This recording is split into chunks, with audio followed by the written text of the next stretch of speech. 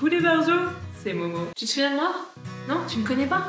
Eh ben je t'invite à regarder la première vidéo, je me présente dessus. Et puis pour ceux qui me connaissent, eh bien vous savez que je débute sur ma chaîne. Du coup, je regarde des tutos sur comment monter sa chaîne, pas sur la pêche. Ça servirait strictement à rien. Tous sont unanimes.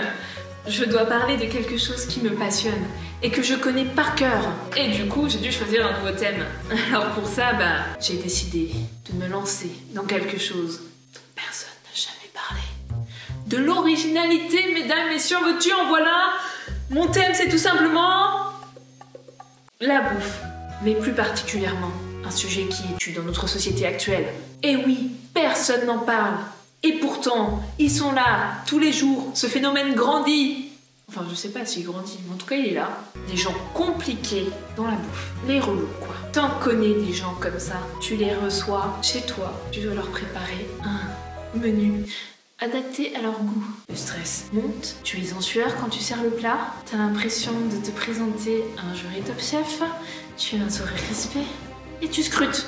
Le moindre froncement de sourcils, haussement d'épaule, léger sourire, mais tu sais finalement que tu vas littéralement te chier dessus puisque tu ne sais pas faire à manger de la même façon que ces gens-là. Tu vois le genre? Tu vois? Eh ben tout mon entourage est comme ça. À moins que ce soit moi la relou. Il y a différentes raisons. Par éthique, idéologie, bien-être, médical, comme les allergies, ou tout simplement parce qu'ils aiment pas plein de choses.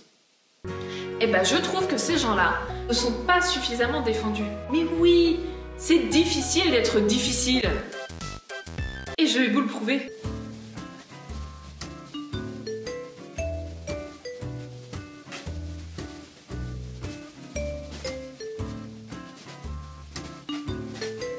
Tiens Morgane, voilà ta viande. Ah non merci. Comment ça, t'en veux pas? Non mais c'est pas vrai, tu vas la manger ta viande. Tu sais ce qu'on faisait nous à l'époque pour avoir un goût de viande, Tu sais ce qu'on était prêt à faire? T'auras des carences si tu finis comme ça. Tu vas mourir de faim, Non mais c'est juste que j'aime pas ça,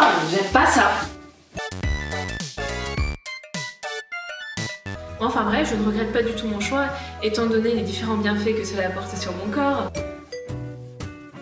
Et psychologiquement aussi, grâce à moi, moins de bêtes se font abattre. C'était le point culture de Momo. Trêve d'affabulation. Le pire, c'est la rencontre avec les beaux-parents, je crois. La génération avant nous, c'est plutôt une génération qui va manger de façon traditionnelle.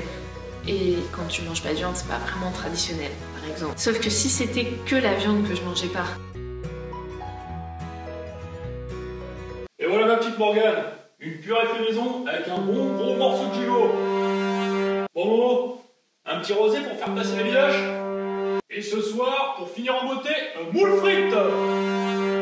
Vous avez donc la preuve que je suis bien ce qu'on appelle une relou de la bouffe. Tu vas pas dire direct à tes beaux-parents que tu manges quasiment rien et qu'ils vont devoir adapter toute leur cuisine à toi. Mais bon, au début, je voulais pas trop que mes beaux-parents le sachent, alors je me forçais un peu, quitte à partir précipitamment aux toilettes. Et oui, j'ai jamais su mentir finalement sur mes goûts. Je crois que j'aurais dû mettre les points sur les i direct. Maman, je te présente Morgane. Bonjour. Enchantée, moi c'est Morgane.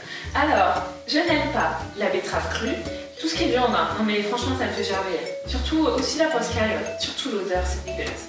Enfin bref, j'aime pas non plus le boudin noir, le boudin blanc, la pomme de terre. Et puis pour finir, la coriandre. Voilà. Bon, qu'est-ce qu'on mange? Elle est sérieuse là? Dans les deux cas, c'est pas terrible de froisser ses beaux-parents. Ou même les nouveaux amis chez qui on va manger. Ou les anciens, mais c'est qu'il faut entretenir son cercle social. Et mon Dieu, que la bouffe peut être importante en vous. En fait, j'ai une petite technique qui fonctionne au poil. Ah putain, je me suis pété le bide. C'était bon, Ça va? Évidemment, ça va, c'était ma mère. Bon, voilà. Traduction du ça va. C'est pas ouf, c'est mangeable. Et surtout pour tous les relous de la bouffe, super important, c'est ne pas priver les autres. Par exemple, je déteste le poisson. Tout ce qui vient de la mer pour moi est immangeable. Mais genre, l'odeur me fait vomir. L'anecdote de Momo. Un jour, une amie est venue en urgence chez nous, elle pouvait pas faire autrement. Donc évidemment, on est gentil, on lui dit rentre. Ce qu'elle nous avait pas dit, c'est qu'elle avait du poisson. En fait, elle a été obligée de le cuisiner parce que la date limite de péremption arrivait. Alors du coup, bah... je lui ai dit oui, pas de souci. Heureusement, on avait un balcon. Je me suis dit, je vais mettre sur le balcon, c'est pas très grave. Sauf que l'odeur est revenue quand même jusqu'à mes naseaux. Du coup, comme toute personne sensée, j'ai sauté du 3e étage. Bon, après, je suis allée à l'hosto direct parce que bah, ça pardonne pas une chute du 3e étage. Après, quand je suis rentrée chez moi, bah, j'ai mis ma combinaison thermonucléaire et puis bah, j'ai tout lavé au Karcher. J'ai pris la poêle et je l'ai lavée au papier de verre. T'as vu, ça rime. Enfin bref, la poêle était inutilisable, la cuisine, je vous raconte même pas dans quel état elle était. Mais ma pote a pu manger tranquillement son poisson. Bah c'est ça les vrais potes. Faut savoir faire des sacrifices. Et si toi aussi, t'es un relou de la bouffe, ou pas, que t'es barjot, ou pas, mais laisse-moi un commentaire pour raconter une de tes anecdotes sur l'alimentation. Et surtout, mets-moi un pouce en l'air, partage, abonne-toi quoi. Pour finir, un peu de bon sens, ne fais pas comme moi.